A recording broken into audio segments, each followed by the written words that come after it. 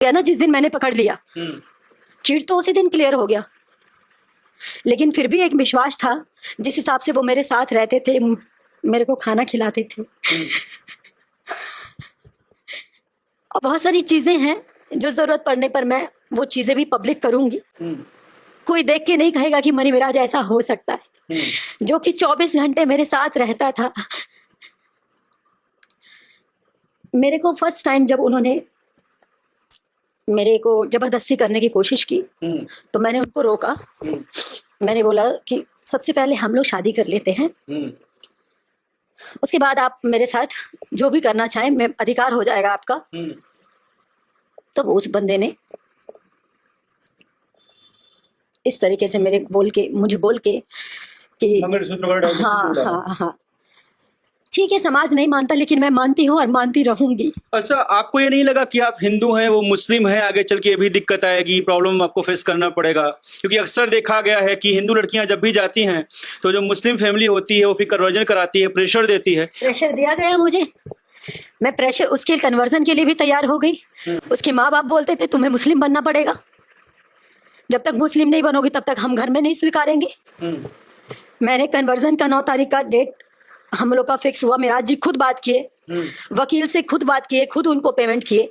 10 तारीख का court marriage था, 9 तारीख का कन्वर्जन था, और 9 तारीख को मेरे साथ दिल्ली आए थे, क्योंकि दिल्ली में मेरा डॉक्यूमेंट था सारा।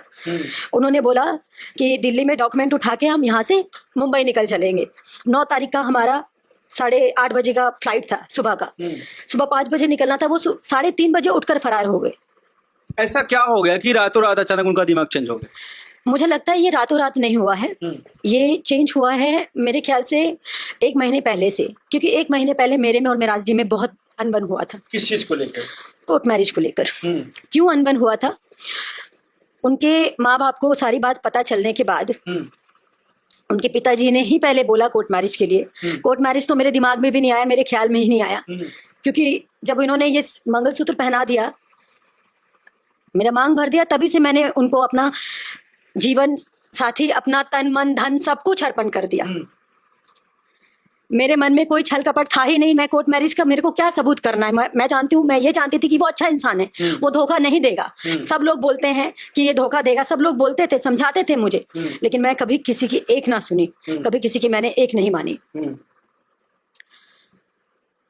उनके पिताजी ने बोला कि मतलब मिराज जी जाके बात किए और कि ऐसा ऐसा बात है। तो उनके पिताजी बोले कि अच्छा हम आप लोग जाइए, हम आपके साथ चलेंगे, अगस्त में चलेंगे। अगस्त में क्योंकि उनका बेटा एक बबलू नाम है, गुलाम नबी आज़ाद उसका असली नाम है, और ऐसे उसको बबलू के नाम से बुलाते हैं। जैसे मनी मिराज जी इन्होंने नाम रखा है, इनका असली नाम है MD मिराज आलम। तो बबलू की शादी का प्लान कर रहे थे इनके अब्बा। तो इनके अब्बा बोले कि ऐसे घर में आप लोग बिना सामाजिक रूप से शादी के, ठीक है शादी हो गई है, मैं बहू भी मानता हूँ, लेकिन सामाजिक रूप से जब तक तुम और मिराज सामाजिक रूप से शादी नहीं कर लोगे, तब तक मेरे को शादी करने में, बबलू की शादी करने में मैं बोल नहीं पा रही हूँ। दिक्कत होगी, प्रॉब्लम होगी, मैं बोल नहीं पा रही हूँ। दिक्कत होगी, प्रॉब्लम। मैं समझ सकता हूँ मैम, आपके साथ जो चीजें बीत रही हैं वो बोलना बड़ा मुश्किल है, निकालना बड़ा मुश्किल है।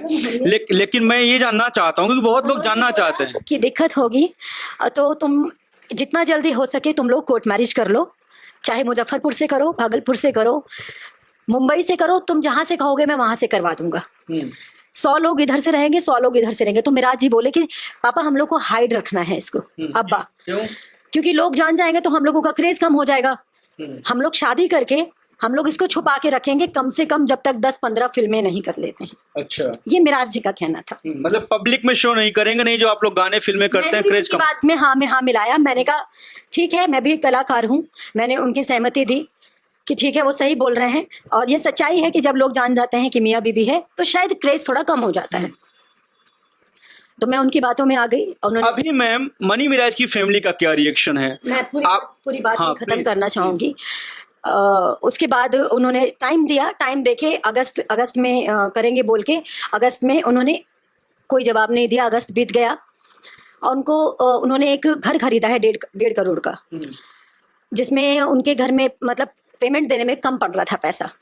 तो जब मैं उनको अपना स्वीकार चुकी हूँ, मुझे उनकी तकलीफ मतलब मेरी तकलीफ, मैंने घर में नहीं बोलना चाहिए, लोग कहेंगे ये सब बात बता के क्या साबित करना चाहती है। मैं ये साबित करना चाहती हूँ कि मैं उनके दुख में भी थी और उनके सुख में